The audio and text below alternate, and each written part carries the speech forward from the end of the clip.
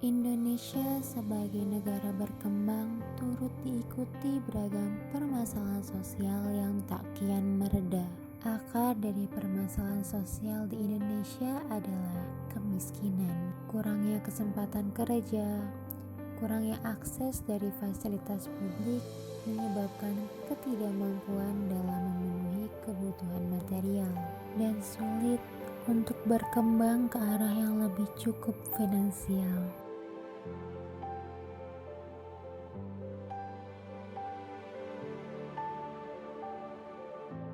Salah satu upaya yang telah dilakukan pemerintah untuk mengentaskan masalah keterlantaran adalah dengan dibentuknya Panti Sosial Tresnawerda Budi Mulya III dengan berkoordinasi melalui Dinas Bina Mental Spiritual dan Kesejahteraan Sosial Provinsi DKI Jakarta dalam mewujudkan pelayanan sosial bagi lanjut usia.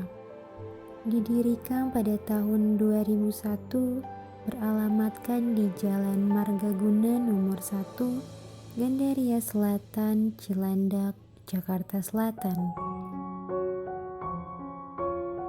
Nanti ini awalnya tahun 65 ya, tapi posisinya nggak di sini, posisinya itu di daerah Taman Mini persisnya. Jadi yang sekarang Taman Mini itu dulunya panti, ya, Panti Werda. Dulunya di bawah Kementerian Sosial. Kalau dulu namanya Departemen Sosial pada zaman itu ya.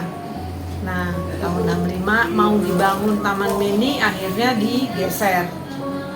Pindah ke daerah Gudang Air, masih daerah Jakarta Timur juga. Tahun berapa saya lupa. Nah, akhirnya ke sini ini tahun 2000. Jadi mulai di sini ini tahun 2000. Tapi ini pun bukan panti waktu itu. Ini posisinya dulu adalah kantor wilayah. Jadi ini sebetulnya struktur bangunan kantor.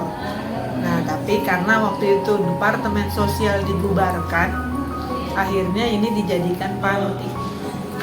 Itu sampai sekarang. Ya, itu sejarah berdirinya. Kalau persis kata-katanya mungkin kalian boleh lihat di tulisan yang di depan kali ya. Soalnya persis bangetnya itu ibu juga nggak terlalu hafal. Di sini ada nih ditempel, kalau kalian bisa lihat visi misinya. Panti Sosial Tresnawerda Budi Mulya III memiliki visi dan misi. Visinya yaitu untuk meretas keberadaan penyandang masalah kesejahteraan sosial, khususnya lanjut usia yang terlantar, dengan memberikan mereka penghidupan yang layak dan berguna, dan mengedepankan misi diantaranya untuk mencegah serta mengurangi masalah sosial lanjut usia terlantar, membangun peran aktif masyarakat dalam usaha kesejahteraan sosial, dan meningkatkan kualitas pelayanan bagi lanjut usia terlantar.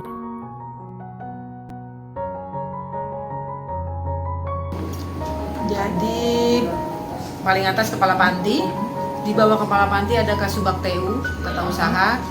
Di bawahnya lagi ada satpel, ada 2 satpel. Kebetulan saya pembinaan, dan di sebelah sana itu pelayanan. Baru di bawahnya lagi, tapi garis koordinasinya sebetulnya dari kepala panti itu ada fungsional. Kalau kalian tahu ya, biasanya ada peksos fungsional. Nah, kita punya 2 orang. Baru di bawah satpel ini ada staff. Nah, itulah ada beberapa orang staff. Di sini kita PNS itu ada 20 orang. Sarana prasarana berarti bentuk ini ya, barang ya. Berarti ya hanya bangunan, kamar beserta dengan tempat tidur, lemari, di dalamnya ada kamar mandi. Nah, mungkin itu sih kalau sarana prasarana ya. Berdiri di atas bangunan 2 lantai, Panti Tresnawerda Budi Mulya III berkapasitas 300 warga binaan sosial yang dibagi dalam 3 klaster, yakni lansia total care, lansia mandiri, dan lansia penderita psikotik. Sarana dan prasarana yang tersedia meliputi bangunan kamar, kamar mandi, tempat tidur, ruang terbuka hijau, ruang keterampilan, musola,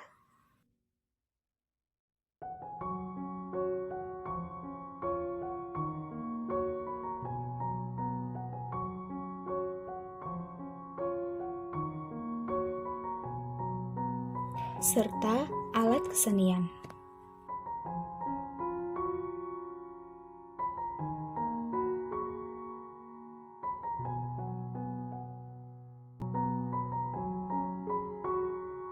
Dari mulai datang kali ya, pas mereka datang, mereka nggak punya boro-boro KTP, mereka nggak punya NIK. Jangan KTP deh, kalau KTP agak susah. Jadi biasanya dari Dukcapil itu mereka kasihnya NIK, jadi hanya nomornya aja. Kita keperluan membuat NIK itu karena mereka perlu BPJS, karena takutnya kalau sakit, nah nanti mereka nggak bisa dibawa ke rumah sakit. Jadi itu yang pasti nih awal, mereka dibuatkan NIK, mereka dibuatkan BPJS. Itu aja dulu pelayanannya ya.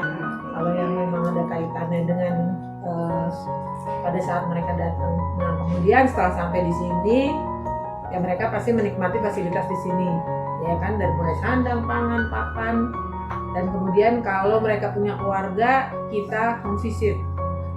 Kalau memang keluarga mau menerima, kita kembalikan. Tapi kalau tidak mau menerima, kita buat surat pernyataan. Gitu. Tidak akan menuntut kepada panti. Kalau nanti misalnya dipanggil oleh yang kuasa. Bahkan kalau sudah meninggal pun nanti dikuburkan oleh dinas pemakaman. Ya, jadi dari mulai datang sampai terakhir mereka dilayani.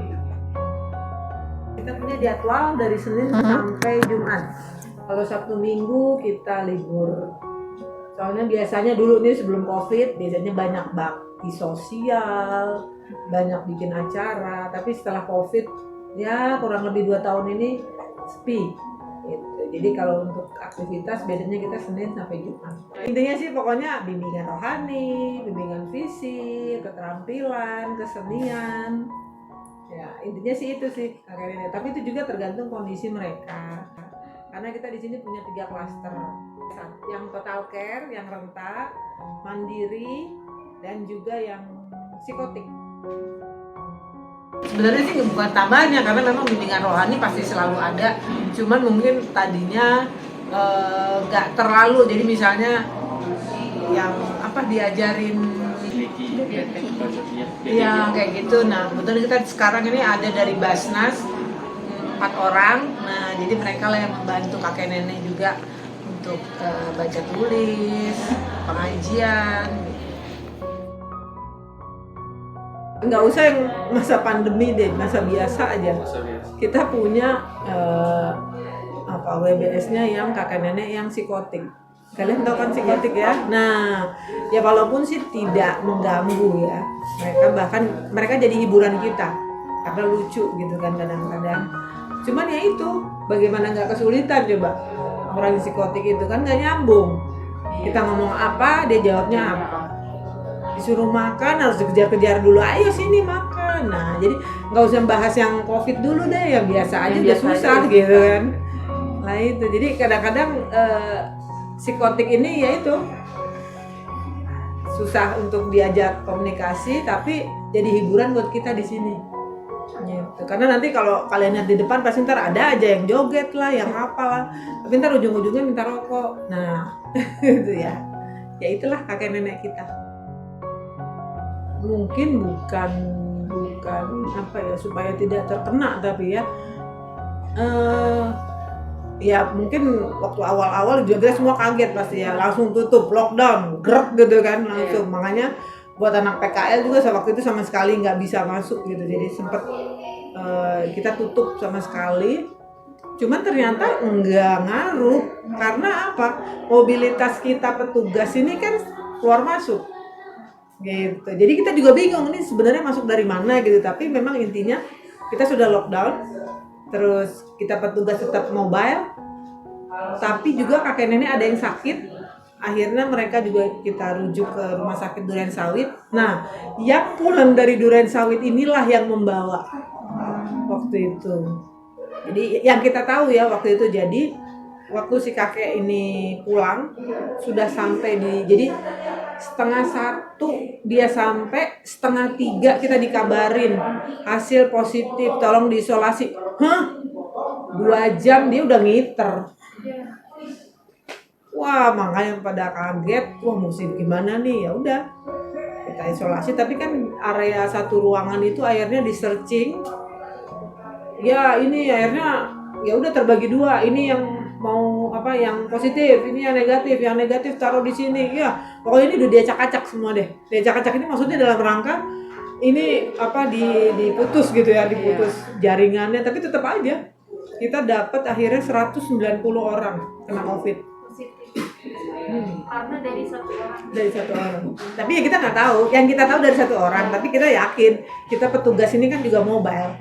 Pasti juga kita membawa, karena kita juga kondisi kita juga kita ngelihat kayaknya kemarin flu kan, iya.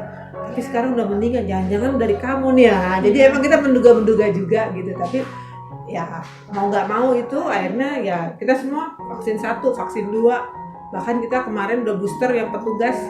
Kalau nenek kayaknya baru sebagian yang booster gitu. Ya itu aja sih paling yang kita bisa buat gitu ya. Tapi kalau sampai nggak kena sama sekali ya kayaknya nggak mungkin. Soalnya kita udah ngerasain tuh 190 zreng kena semua. Kegiatan di dalam aja seperti kayak di aula, di masjid gitu ya. Jadi nggak bisa, jadi sementara pending aja kita nggak ikut kegiatan. Kayaknya kegiatan di sini senam gitu, kebugaran jasmani kita gitu. Tadinya kan saya ikut nyanyi gitu. Saya dulu juga pas di salah satu stasiun radio. Gitu. Di Bilangan Jakarta Pusat waktu masih muda. Sekarang udah tua begini, udah suara udah pas, udah jelek. Iya. Tapi tetap saya semangat ya. Walaupun Indonesia udah ini tambah maju, tambah pesat, mereka di sini diberikan fasilitas ini, alhamdulillah gitu. Tapi belum bisa buat penyandang disabilitas itu mobil yang begitu khusus. Kalau bisa dipenuhi begitu, saya ikut kegiatannya gitu. Gitu. Nyanyi gitu. Panti Sosial Tresna Werda Budi Mulia 3 memberikan pelayanan mulai dari pembuatan nomor induk kependudukan serta jaminan kesehatan sebagai upaya preventif jika kedepannya terdapat lansia yang sakit dan membutuhkan layanan kesehatan khusus. Kemudian adanya upaya yang dilakukan panti untuk menghubungi pihak keluarga lansia dan melakukan negosiasi mengenai mau tidaknya lansia tersebut dipulangkan. Lansia yang tidak diterima oleh keluarganya akan menjadi tanggung jawab penuh pihak panti serta pemberian layanan pemakaman. Terdapat pula aktivitas-aktivitas yang diberikan oleh panti seperti kegiatan bimbingan kerohanian, bimbingan keterampilan, bimbingan psikologi, bimbingan kesenian angklung, senam kesehatan jasmani, jalan sehat, pembagian makanan, dan waktu luang untuk kegiatan hiburan. Semua kegiatan dilakukan secara terjadwal dan dipandu oleh para staf sejumlah 20 orang staf PNS dan 13 orang staf Peksos. Kami sebagai mahasiswa yang bertugas melakukan observasi merasa bahwa fasilitas dan pelayanan sosial yang diberikan oleh Panti Tresna Werda Budi Mulia 3 cukup lengkap karena telah memberikan layanan mulai dari kedatangan lansia sampai layanan pemakaman. Hanya saja yang menjadi perhatian khusus bagi kami ialah mengenai kualitas fasilitas fasilitas yang tersedia. Para lansia diberikan masing-masing single bed seadanya, dan kami jarang sekali melihat para lansia diberikan fasilitas penunjang yang sederhana seperti bantal. Selain itu, kebersihan kamar para lansia ada baiknya diperhatikan lagi.